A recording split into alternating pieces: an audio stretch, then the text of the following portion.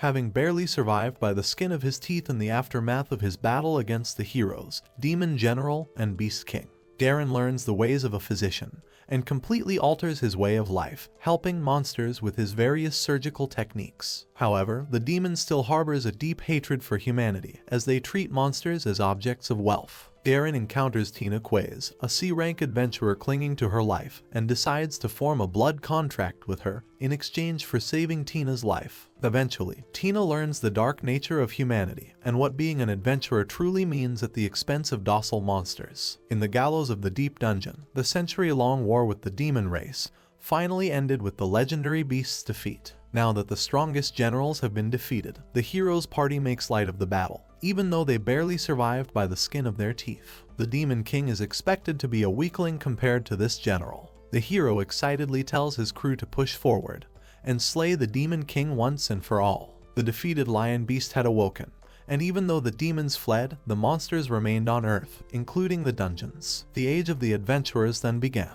2 decades surpassing the defeat of the Demon King followed. A bunch of adventurers are headed towards a site called the Steam Furnace, prepared to fight a dungeon battle. The mage tells everyone to follow suit. Tina's juniors are excited and want to fight some monsters in real time. She tells them that the demons created the dungeons to preserve their kind. Even though they've fled from Earth, their technology remains. For humans, this is like discovering advanced technology with much potential. The party members realize that also means they could get rich by selling the discovered technology. Tina tells them she will try to keep them safe, since they're basically losers with F rank status. Tina is also afraid, realizing that they're being careless. She's acting like a tour guide for the newbies and thinks she'll acquire a bunch of points and rank up to B rank. Tina wants to join a capable party so that she can relish being at the top of the adventurers' guilds. Suddenly, a monster appears before them. Tina is struck nervous, and after a hellish battle, Tina is brutally scarred and defeated. She had thought that these types of monsters had ceased to exist. Tina's wounds are concerning, and the bleeding is only making things worse. Tina commanded her F-ranker trash party to run off after assessing the threat. Tina doesn't want to lose her life here, especially since she hasn't done anything significant. Hearing the approaching human footsteps, Tina feels relieved that her life will be saved. However, when she reaches out her hand to this cloaked figure, the man takes off his mask, commenting on Tina's use as a human being.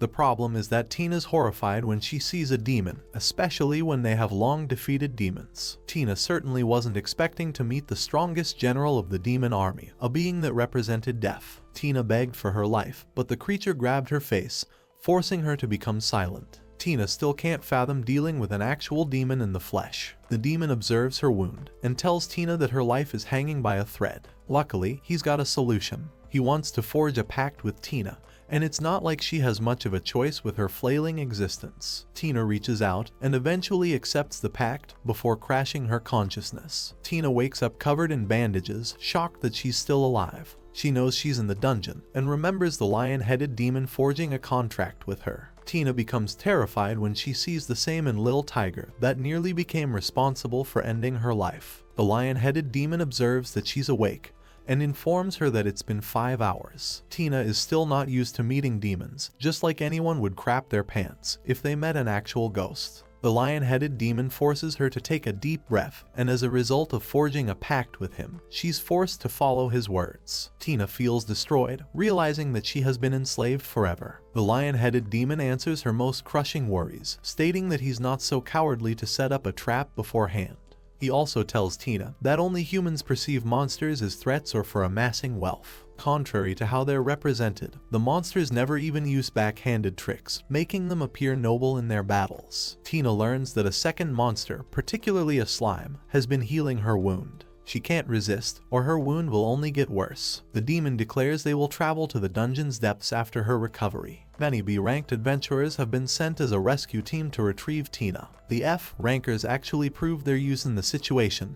However, the B-rankers are annoyed that they left her all to herself. The problem is that these guys have already explored the deepest parts of the dungeon and still haven't found Tina. They've hit a wall. As for Tina and her newfound demon companion, they are on their way to enter the deepest level after using a secret passage. The lion-headed demon emphasizes that she won't be rescued anytime soon. Tina thinks she has no choice in the matter, especially when blood pacts require commands to be executed without fail. They're basically like command spells from the Fate series, except way more broken. The demon could force her to do anything, so Tina chooses obedience. She knows that the demon wants something from her. As they arrive at the deepest level of the dungeon, which is filled with dozens of monsters creeping up in caverns, Tina is astonished, because they had always assumed this dungeon was a safe location. The lion-headed demon emphasizes that the creatures resting at this level are going to end her life without fail if she moves. One of the monsters tries to eat her. However, just by catching a mere speck of this Giga Chad lion-headed demon, it is able to make it return to its little hole. Tina can physically sense the monsters returning, despite being monstrous predators. It's as if the demon she's accompanying is someone of immense power. Observing his appearance, Tina recalls the beast King Garron being defeated by the heroes 2 decades ago. The idea that he survived is ridiculous to her. The demon commands the Enlil Tiger to stop. They've both repaid each other since Garron cured the creature's wounds. Tina is surprised by the monster's reaction. She tries to talk her way out by bribing Garron, but this guy doesn't want human wealth. He says that after saving her life, Tina is required to repay him through work and work alone. Garron jumps down a large hole, frightening Tina even further beyond. Garron greets the guardian of the dungeon, a creature called the Ruby Dragon. The creature awakens, shocking Tina. She thinks she's about to become a sacrifice to the dragon. Garron makes fun of her for even suggesting something so stupid. Garron explains that the Ruby Dragon should have a bright red appearance, but her condition worsens due to an illness. Garron wants to help treat the dragon with Tina's aid. Garron emphasizes that there isn't magic to cure disease, so the only thing left is technique and knowledge. In fact, that's how he helped Tina recover from her wound. Tina is shocked that the beast King Garron of all demons is practicing healing. Garron commands her to assist her with the treatment of the Ruby King. Garron tells her to use all of her might to use the most powerful fire magic attack. Tina's body acts out of her control as she prepares to attack the creature. Garron draws near the dragon, only to get whacked by its tail and sent crashing. Tina is stumped by the dragon's strength despite its illness. It is then she spots a horrific sight. The dungeon's stench is caused by the remains of the Ruby Dragon's offspring. Garron gets up, revealing the unfortunate tale of the poor dragon going to the dungeon's surface. There, it was attacked by ruthless adventurers, incurring significant wounds. In the end, it lost its life. The Ruby Dragon had been protecting its corpse since, but because of that, it contracted an illness. Garron wants to heal the Ruby Dragon, emphasizing that she must not follow her child in death as the dungeon's guardian. The Ruby Dragon angrily responds that Garron has no right to declare her actions. Her roar staggers Tina as the creature painfully cries, having lost her child. Tina could even feel the sheer weight of the dragon's sadness in its cries. Garron tells her that eventually, the Ruby Dragon will fall to ruin, and the dungeon will follow suit. However, her sadness engulfs her to the point she is blind to his words. The Ruby Dragon is furious that the demon who made her the guardian never returned, and even she is aware of the Demon King's defeat. She reminds Garron that he was also defeated and lost the Demon King, so he's just a soulless demon wandering around.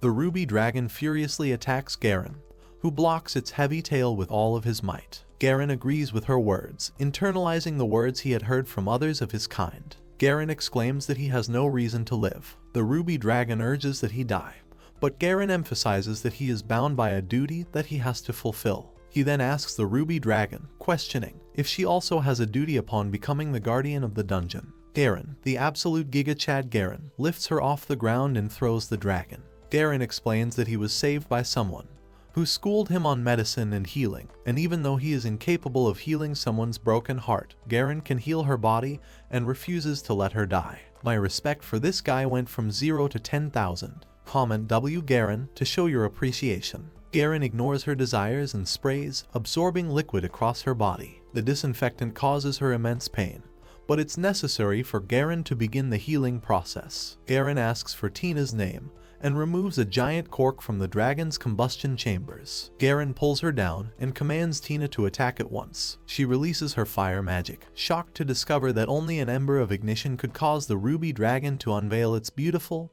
proper form, bursting with energy. The Ruby Dragon reminds Garron that she still doesn't have any desire to continue living. Garron shares his philosophy.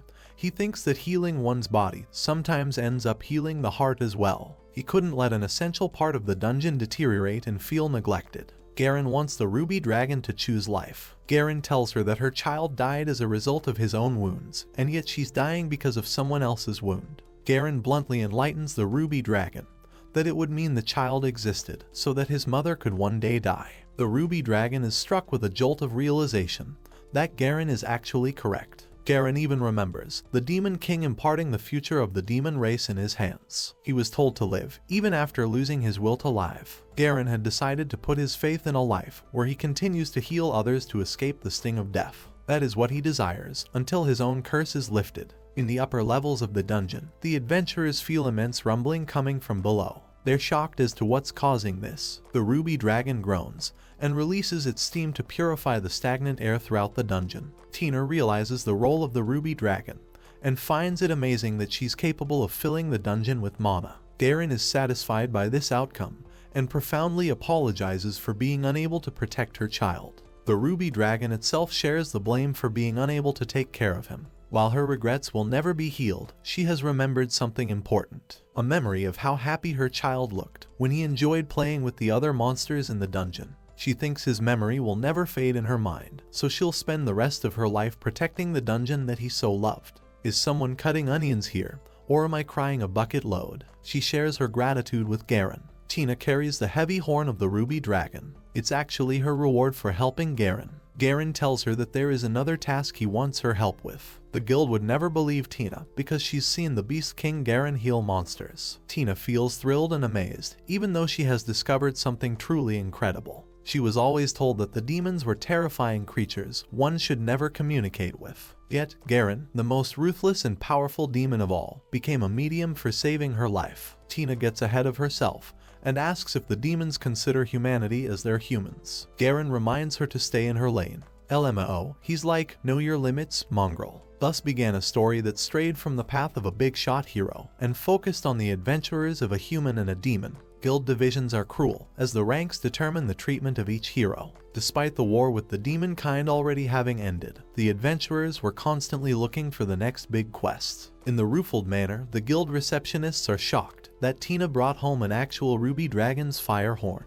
They're under the impression that Tina defeated a creature of a guardian level threat, even though she knows that she didn't do anything except become a sidekick to Garron, the powerhouse of the demon army. Tina receives the bread, Akea the money. The dungeon is now deemed conquered, and Tina gets high praise from the status board. Garron instructed Tina never to leak information about his existence. The other thing he told her was to submit an application to the guild, deeming it a conquered dungeon. Tina doesn't understand the intentions behind the second condition. The other heroes are convinced that the dungeon doesn't hold any valuables for them to explore. So now, they've set their sights on exploring a new dungeon in its place. Tina confirms that most people stop caring about dungeons after they're conquered. They're only seeking to acquire status in new dungeons. Tina realizes that Garron wants the adventurers to stop entering the dungeon so that they could live in peace. In a way, the demon used the nature of the greedy adventurers against them. Tina is awarded with an amazing badge of honor, promoting her to the B rank. Tina is amazed and promises the adventurers that she'll conquer even more dungeons to promote herself to rank A.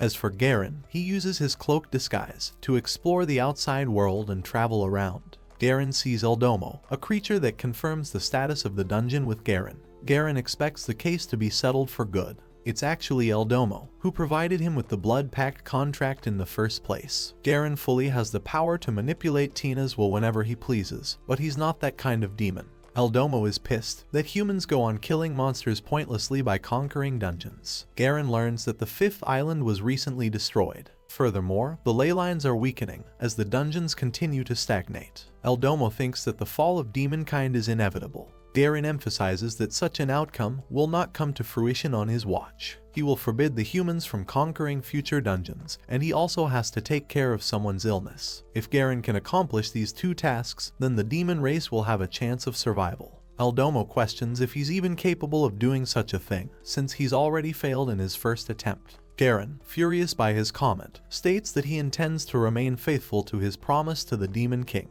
He hands Eldomo the ingredients for the medicine, and sends Eldomo off. Garron is to go to his next dungeon, bidding farewell to his old friend. After Eldomo left, Garron called out Tina, who was hiding in secret. Tina comes out after being caught. She's drunk as hell, thanks to her celebrating her new rank. Garron brews her some tea that quickly helps a person retrieve their senses. Even though the drink tasted like dog water, Tina almost felt happy that Garron turned to the ways of becoming a healer by profession. Garron questions why she returned. Tina wanted to inform him about the outcome of her application. Garron thought that she would avoid him. He's not too worried about Tina spilling the beans because the blood pact forbids her from doing so. Tina is glad that she made immense riches selling off the fire horn of the ruby dragon. Tina wanted to accompany Garron so that she could steal the loot from the dungeon. Garron is annoyed by what he's hearing, but Tina promises him to be helpful. Garron thinks she's stupid for trusting a demon such as him. Tina explains that if Garron truly wished death upon her, then he wouldn't have freed her. Tina remembers her brutal past, how she was abused at the hands of humans. She's almost grateful to the demon, who simply requested that she help him treat another. Tina wants to explore the dungeons because she's an adventurer, but she ends up falling unconscious because of her tired state. Garron thinks she's foolish for cooperating with him, yet at the same time, he wants to test Tina's resolve.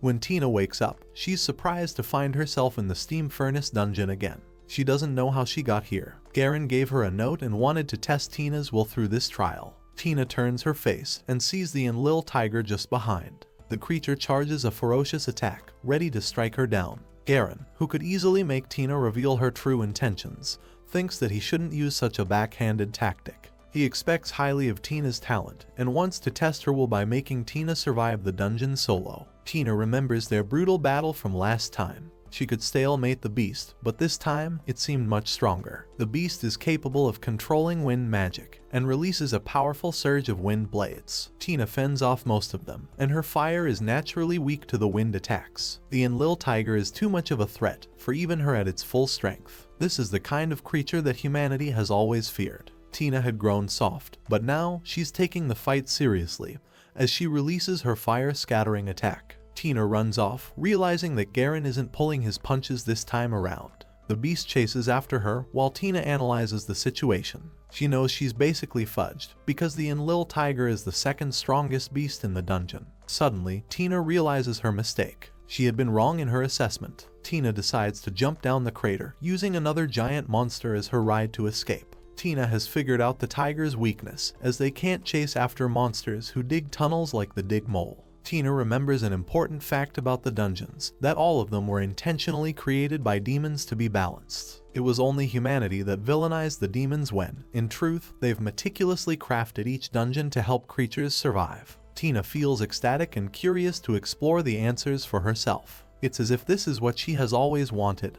Being an adventurer. Furthering her escape, Tina ends up discovering the cubs of the Enlil Tiger. She realizes that her shitty luck has led her right to the dungeon of the creature. Tina tries to remain calm, but the creatures cry out for their mother. Hearing their cries, the Enlil Tiger fiercely charges towards Tina, ready to strike her down. Tina knows that Garron has an amicable relationship with the monsters, and yet she sees them as fearsome creatures. When she first became an adventurer, they were told many things about the nature of the dungeons, which the demons used for their own hiding. The first lesson they were taught was to kill a monster upon seeing one. Tina had done according to their instructions, but now things have started to change, ever since she encountered Garron. Tina thinks that the only right answer in this situation is to use the cubs to her advantage like a clever strategist. Tina gathers a powerful ball of magic and thinks that she may be an idiot for adopting the direct approach. Tina challenges the Enlil Tiger straight on and believes that this is her one shot at victory. Tina releases her fireball magic while the tiger releases its wind magic. However, the fireball was intentionally aimed at the ground, allowing the Enlil Tiger's attack to cut through. Despite this attack, Tina had used the vents to weaken the strength of the blades, emerging from her own attack to narrow the distance between the monster. Even though her body burned, Tina reached out for the creature's horn. Tina caresses the beast's horn, emphasizing that she's not here to hurt her cubs. She learned from Garron that monsters are also tender creatures with their own needs. The Enlil Tigers consider their horns as a symbol of strength. The mere fact that Tina was able to touch the horn implies her victory. Tina forms a bond with the monster when suddenly she sees a shadowy hand attacking them from behind. Tina tells the Enlil Tiger to escape. The enemy adventurer is shocked to see Tina cooperating with the monsters and wants to punish her for the deed. The gloomy-looking adventurer tells her that the tigers are capable of killing the most experienced of adventurers. She ruined everything by letting the beast run away. He also couldn't believe his eyes when he saw the creature obeying her. Tina is terrified of this guy's shadow magic. She takes the approach to battle and cleverly uses the shadows against him. The man reveals that he's with the Dungeon Affairs Division. He's an A-rank adventurer called Mikage Crossed. Mikage is way out of Tina's league when it comes to battle, and he's also one of the agents who carry out investigations on behalf of the guild. Mikage and the other agents are capable of enforcing punishment. Tina tries to clear her name. Mikage seems to know that she's also the one who defeated the boss. However, he shares that the guild is dubious of her ability to conquer the dungeon by herself. Mikage wanted to investigate the dungeon's state and learned firsthand that it's still under operation with even higher levels of monsters. He is left with more questions than answers. Tina sums up a quick excuse and tells him that she came to explore the same phenomenon. She was attacked by the Enlil Tiger and found it weird that the guild processed her application quickly. Tina returned to check the status of the dungeon, which is what Mikage was getting at. However, now he's interested in knowing how she could tame the tiger. Tina explains that she possesses unique magic, known as monster taming. Mikage realizes that she tamed the tiger and used it to conquer the dungeon. Mikage buys into her reasoning, which is funny since she gaslighted this dude from the beginning until the end. Mikage decides to go with the flow and thinks they should escape. Tina follows him. Mikage tells her that unique magic is a talent that people are born with. He knows why Tina is hell-bent on hiding her unique magic, because it makes it seem like she's a demon in disguise. Mikage shares that the others find his shadow ability terrifying, too, but his rank has made him trustworthy. It was painful, requiring him to do his best. Tina reflects that she must be prepared to deal with the rest of humankind and even the guild if she follows Garron. She pales compared to someone talented like Mikage, since she's been capping her story, and he's a prodigy. Tina wants to trust Garron, but he can't say the same for the rest of the demon race. The war that occurred for 150 years is beyond her understanding. She wants to obtain the facts through her own discoveries. Upon arriving at the surface, Tina celebrates at last. Mikage tells her that now she's got no creature to control. Saying those words, he immediately catches Tina with his shadow magic. It turns out that this guy knows his stuff. He knew he was being gaslighted. He had also spotted the seal of the blood pact on her palm. Tina tries to make another sorry excuse, but Mikage already knows about the forbidden nature of the blood pacts. This confirms to Mikage that a demon out there made a blood pact with her. Mikage emphasizes that he's not her for interrogation, as he's going to kill her without hesitation if she tries to escape. Mikage reveals he wants to use her to trap the demon with whom she made a blood pact. Tina is stunned, questioning if he demands her cooperation. Mikage confirms, knowing that Tina also didn't have much of a choice at the time of forging the contract. Mikage shares that the guild will gather a bunch of elite adventurers to defeat the demon after learning of its existence. But long before that, they must ensure they have the information necessary to fight the demon. Failure to comply with Mikage's demands will alert him that she's cooperating with the demons, and thus, he will take the actions necessary to dispose of her. Tina takes a breath and tells him she has nothing to say. Mikage realizes that the blood pact is thoroughly influencing her. He's ready to deal the killing blow. Tina tells him she's saying these things of her own volition, instead of being commanded. She knows that Garron would have forced her to do worse things, and yet he spared her life. Tina hounds at him, stating that she's not a pathetic human who would sell someone at the cost of her own life. Her response shocks Mikage, who was expecting Tina to be a snitch and chicken out in this situation. Even though Tina is afraid of dying, she doesn't want to regret her words. Then comes the grand reveal. Mikage Crossed has always cooperated with Garron. Garron is impressed by his performance and tells Tina that her trial has been completed. Mikage explains that she's also been on their side since the beginning. All of his words were to test Tina's resolve. The same goes for the Enlil Tiger. Garron is impressed. He truly wants to force her into a situation that would reveal her true nature. Tina's face is priceless because she survived by the skin of her teeth just to earn this demon's trust. Tina is pissed and feels furious that she got set up. She calls him a liar and manipulator. Tina had prepared herself to die, and it turns out it was just a ploy to earn her trust. Tina roars as she questions what made Garron the Beast King. Garron contemplates her words. Tina is so frustrated that she no longer wants to cooperate with Garron. Garron explains that he distrusts humans by nature, and as a consequence, he has treated her unfairly. To offer a truthful apology, the Beast King takes a knee and accepts shame. Mikage and Tina are both stunned by his reaction. Tina wants to back out, but the Beast King is insistent and even rewards her with a promise. Tina wonders if she should command Garron to die just now. Mikage is stunned by this outrageous thought, but Garron says that he actually would. Tina demands that he never pull a stunt like this again, and extends her hand to work with Garron once more. The two shake hands, kickstarting a true partnership between a human and a demon. The slimes are considered the weakest of all monsters. They hang at the bottom-most rung of the food chain. However, they possess more power than humans ever thought. 2 days after Tina's trial, she arrives in the nearest town, Heimer. Tina is enjoying her slime noodles with delight. She wants to shop for supplies later and take care of her guild transfer. Garron directed Tina to travel to the next dungeon. While Tina doesn't know his plans, she's excited to encounter a unique adventure. Tina is unexpectedly greeted by Garron in his cloaked attire, baffled that he's come out in the open like that. Garron wanted to know about the monster she was imparted with, the slime that was used back when she recovered from her wounds. A realization strikes her chord. Tina stupidly throws the slime at the waste bin, thinking she has recovered. She tries to retrieve the slime, but it's nowhere in the waste bin. Tina analyzes her situation, remembering her time as a slime hunter. She thinks she has failed in her responsibility as Garron prioritizes the protection of the creatures. Tina decides to ask the janitor, or people from around the area, to search for the slime. Suddenly, her wound begins to illuminate,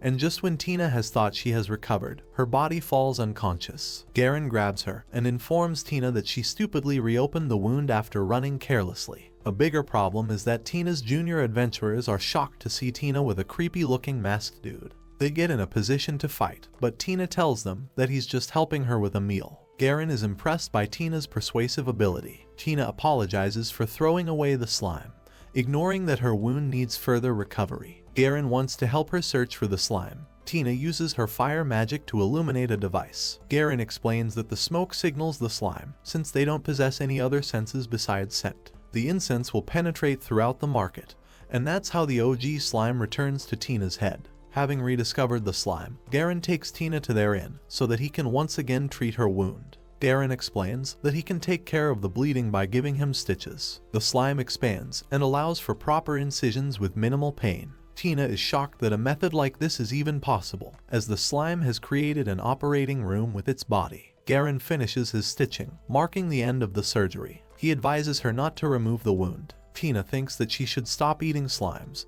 but Garron believes it's just natural for monsters to be together. Poor Lilin is afraid that Tina might cook her up. Tina is astonished that slime is capable of aiding with healing. Even Garron doesn't know the origins of Lilin. He is only keeping it as a memory from an old friend. Lilin was first accompanied by the Machine King Daedalus, another general of the demon army like Garron.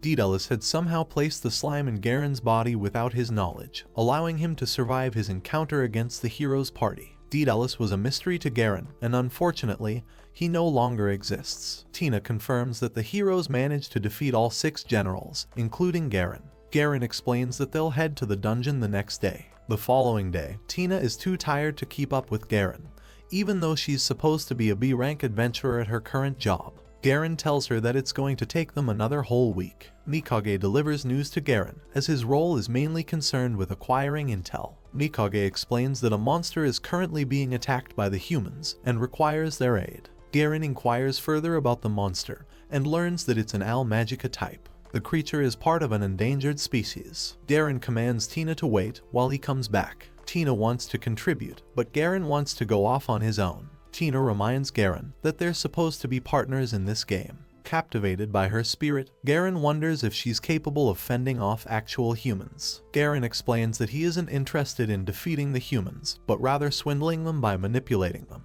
Garron wants to show Tina how demons handle humans. It's no mystery that a mission to eliminate a monster saves others. That is what Tina thought throughout this time. But when she encounters the severe destruction in the lands, she's unsure what to say. Garron smells blood and sees the exhausted, endangered beast Al Magica. The beast has been severely injured, having escaped narrowly from many adventurers. Garron is immediately attacked by the creature's spikes. Tina observes, while he speaks to the monster in order to gain its trust. Having made his intentions clear, Garron approaches the monster, observing its deep wounds and ignoring his own. Tina doesn't want to leave him unattended, and begs that this Dr. Demon heal himself. Tina states that she also cares about his condition, and that he would be a hypocrite otherwise. Tina decides to patch his wounds while he takes care of the monster. She learns that his thick fur acts like a shield and protects him from getting deep wounds. Tina realizes that the Beast King has suffered so many wounds that superficial scratches like these don't graze him anymore. Garron wants Tina's help with the Al Magica. She wants to help to learn treatment techniques. Excited, Tina wants to join in on the fun. Garron explains that Al Magica's body is a problem when it comes to delivering treatment. Since the monster has incurred massive wounds from the blades of adventurers, it needs severe stitching. Garron instructs Tina to manage the creature's spines. Garron locates a lacerated spot, while Tina uses her fire magic to illuminate the surface for him. Garron demonstrates his technique, while Tina learns that the monsters possess completely different anatomy when it comes to their bodies. Garron wound up with the treatment of the creature, having patched its wounds. Tina is left impressed by Garron's ability to patch a monster's wounds. After that, they need to take care of the adventurers, who are hunting for this rare monster. Garron is firm in his stance on deceiving them, although Tina is unsure and doesn't know how. Garron explains that they'll have to build a replica of the monster to act as its corpse. Tina thinks he's insane, but Garron tells her that it's possible if they obtain the spines from the creature's den. Lilin the slime is also tasked to gather corpse slimes, a monster type that Tina had never heard of before. The false carrion monsters attract carnivores, letting them devour so that they could act as parasites later. These types of slimes are usually small, but combined with the rest of their materials, they'll be capable of making a similar corpse. Garron is confident of his ability to do so, and they get to work. Suddenly, Mikage turns up to inform them that the adventurers are headed this way. Thankfully, however, their job is already complete. But Tina isn't convinced because this corpse looks fake as hell. Garron doesn't mind that outcome, but Tina knows how humans work and that they'll notice the difference immediately. Garron plans to put the corpse right in the open. After a while, they observe from afar. The Al Magica creatures are not easy creatures to hunt. Tina thinks that it'll be a problem if they figure out Garron's identity. Tina is even prepared to jump the gun for him. Finally, Garron sees the adventurers. The loser trio stands before a creature and becomes surprised to learn that the creature has already been defeated. The adventurer even observes that the beast shares the same wounds as from before. This means that it's definitely the one they were after. They even located the flawless spine, which is proof enough that they killed the creature. The adventurers are convinced and deem their mission a success. Right this moment, Garron had been using his magic sensor, completing their deceptive mission.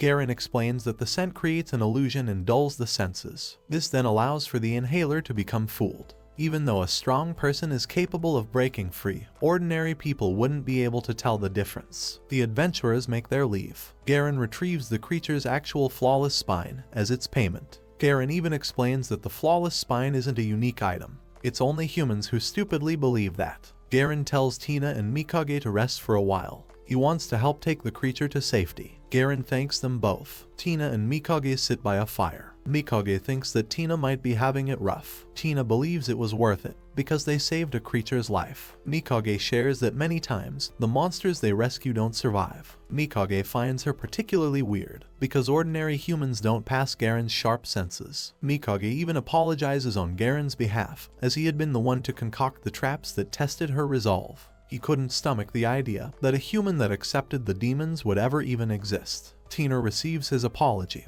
and doesn't mind that he acted the way he did. That's because the world is centered around humans. Adventurers go on killing monsters ruthlessly so that they can amass fame. Tina had the same aspirations until she met Garron and saw something more to this ruthless game of killing. The Beast King never wanted to deprive another creature of its existence. Tina is firm in her thinking that killing monsters is wrong. Yet, at the same time, she refuses to quit her life as an adventurer. Instead, Tina wants to become a new example of an adventurer after learning from her experiences. After Garron returns, she wants to throw a party with the crew to celebrate the success. Garron is thinking about a way to utilize the flawless spine he acquired from the Al Magica. He wants to use it in a way that helps treat someone who suffers from an incurable disease. It seems that Garron considers treating this person truly important. It's as if his curse is to fulfill his responsibility of curing them before his inevitable defeat. Back at the Adventurers Guild, Selene Uristi reveals the shocking news of the Beast King's return.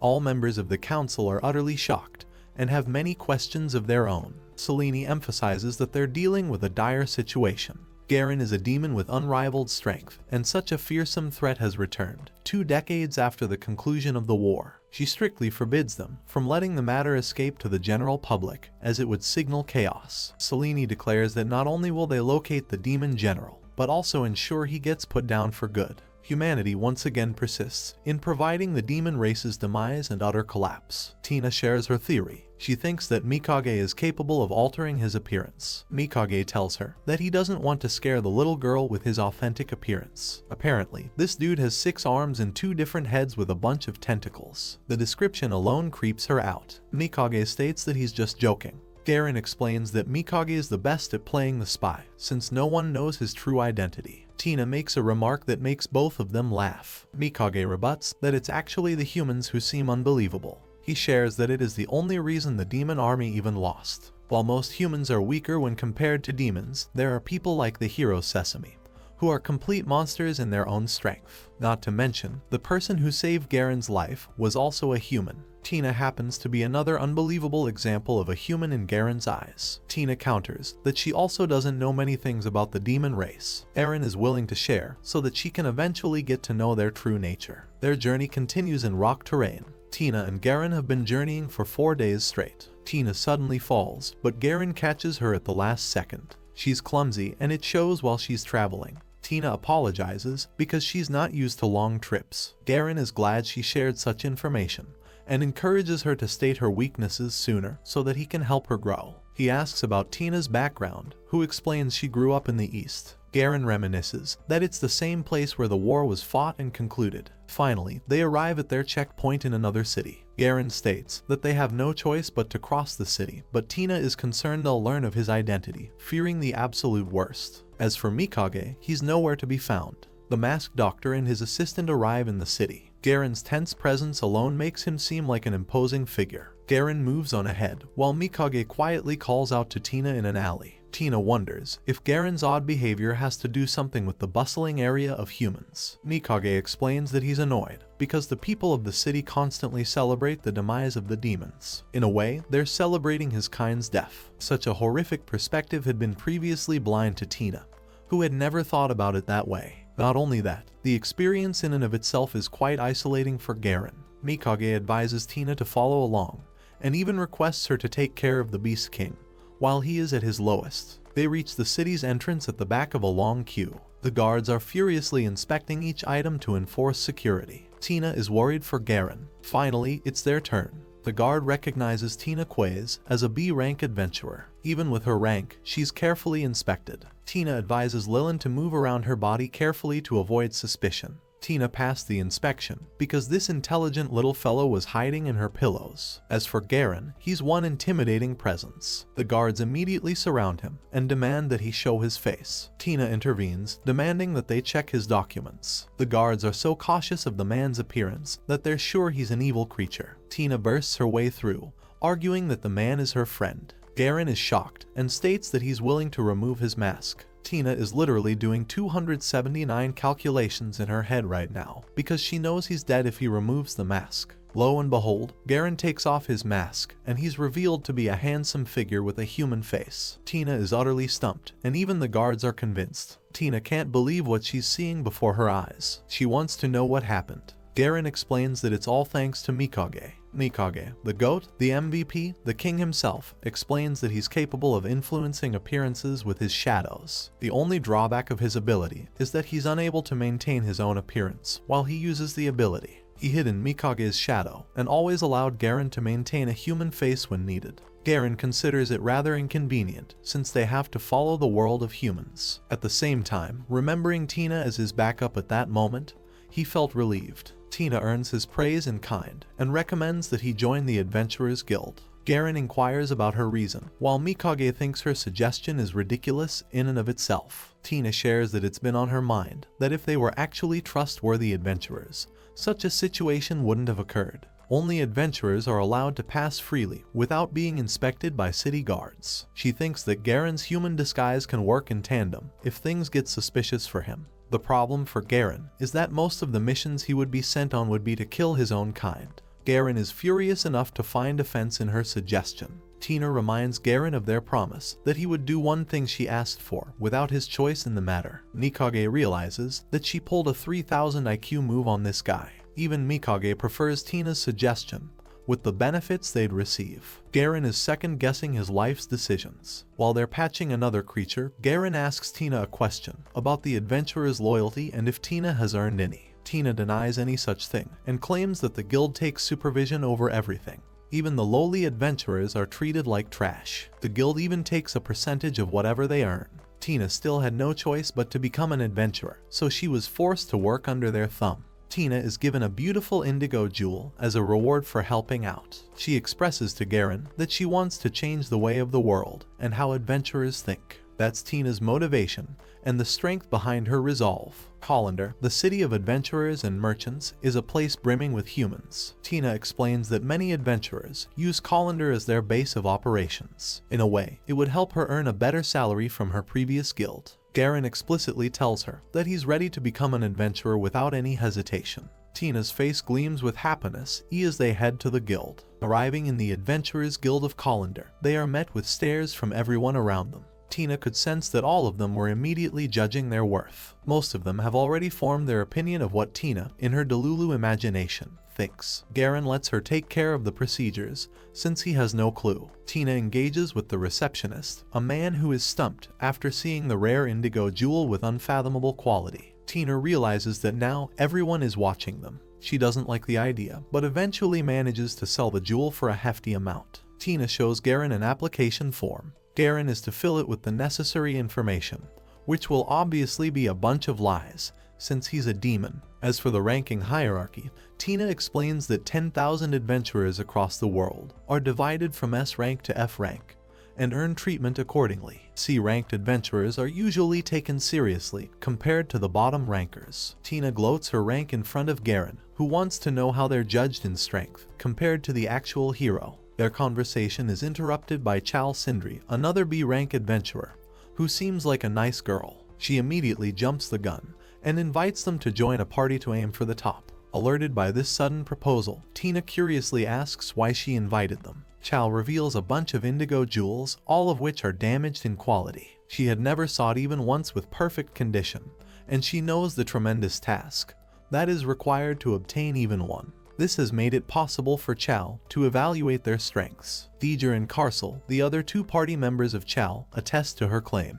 The B-rank trio has the same goal and wants to add Tina to their group. As for Garron, Tina frantically introduces him as Karo to hide his identity. Karo tells them that he's a fresh member applying for membership. Chal and her party members are shocked that Tina wants to invite a newbie to the party. Chal explicitly states that things have changed in the way of the adventurers. Chal tells them to look at the posting. Confused, Tina explains that a carrier pigeon delivered an important announcement. The announcement reads that the guild has confirmed the presence of a powerful demon, and that the adventurer examination will be experiencing changes. Tina and Garron are alerted and wonder if it's about him. Garron is assured that the guild knows their objective, which is to eliminate a certain demon. Garron's new mission is to join the Adventurers Guild and slowly destroy their plans from the inside. Tina is alarmed by this man's menacing aura. Tina doesn't know how to calm him down. Garron shares that he knows about the cursed director of the Adventurers Guild. Garron is afraid that his fellow monsters will be threatened because of this. Tina quickly realizes that he's frustrated on behalf of his friends instead of his own safety. Chal and the others come around and explain that the guild is offering double the rewards due to that announcement. Tina's face experiences a jolt. This is like Christmas and Thanksgiving for the adventurers. This is to ensure the adventurers help locate the demon. Chal entices Tina to chase that money bag while they still can. Though the offer is tempting, Garron thinks it's easy to ignite the greedy adventurer's spirits. Chal offers Tina a chance to join their party for a test run on conquering a dungeon. After their conversation, Tina eventually decided to turn down their offer. Garron apologizes and even implores that she accepts the offer. Garron explains that the dungeon Chal's party wants to conquer is the one they're supposed to protect. He thinks it's perfect for them to separate for the time being, to ensure their plans don't come to fruition. Garron tells Tina that it's her job to take care of the adventurers and further delay their progress until he completes his initial exam. Tina isn't confident in her abilities, so Garron gives her something that will help her in the long run. After spending 5 days in the city, Chal and her party are delighted that Tina turned around to accept their offer. They're ready and pumped to conquer this dungeon. Heaven's Spear Tower is their target, and they're feeling confident in conquering it. Chal senses that the dungeon itself is being operated by monsters, as no human design could achieve such a unique structure. As for Garron, he's out here taking his first trial exam to pass as an adventurer. The instructor tells them that they'll explore the least dangerous part of the tower. Tina notices that this dude really sticks out because he's like 10 feet, aka the minimum height requirement for men, according to today's standards. Chal even offers to let him join the party once he completes the exam, but it's for entirely different reasons than one would expect. In the second tower of the dungeon, they come across the tower ants. These terrifying and agile monsters make their way when Chal uses her aqua magic to rip them apart. Her powers impress the likes of Tina. Up next is Tiger, who pummels the ground and crushes the ants. Lastly, Kwaize uses her ice magic to finish the job. Together, they make up for an excellent team and manage to swindle Tina's expectations. Judging from their fighting styles, Tina realizes that her role is to play their support from behind. Chal wants to see Tina's skills. Tina explains that she'd already cast her previous attack, which is currently engulfing thousands of monster ants with its flames. Kwaize, Tiger, and Chal are all impressed. Though they're surprised, she let the monsters go instead of killing them. Chal asks if Tina had a reason behind her action. Tina explains that killing them would only cause more ants to pop up in their place. In other words, she's cooking lies straight out of her ass to help salvage the situation.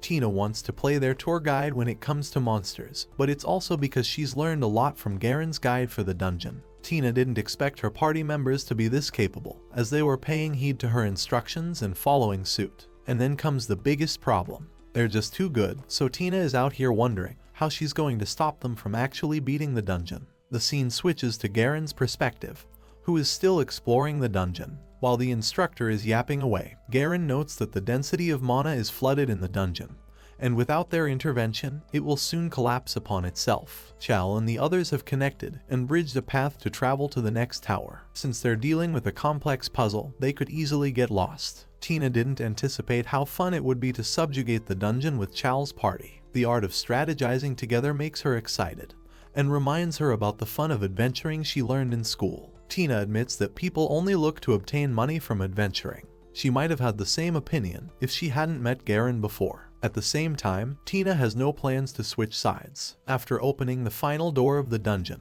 they're greeted with a monstrosity bearing many tendrils. This terrifying creature horrifies the heroes from where they stand. As for Garron, he's out here doing his silly chores on behalf of the fossilized instructor. Garron shocks the instructor, having collected a bundle of moss all by himself. Since the instructor shares a past of being a D-rank adventurer who partook in a similar job, Garron admires him. Garron glazes the hell out of this guy, making him cry and giving him the treatment that no one had ever given him before. Garron is almost convinced that if more people like this old fart existed, he wouldn't have a problem with humans. Garron proceeds to do a stellar job with his exam, surpassing the old man's expectations. Miles, the instructor, tells him that he'll provide him the membership badge soon. Before leaving, Miles departs him with encouraging words. To show him respect, he takes off his mask as if to return his gesture. After the meeting, Mikage asks if he really felt it necessary to do such a thing. This would help the instructor remember his face and verify it to the guild.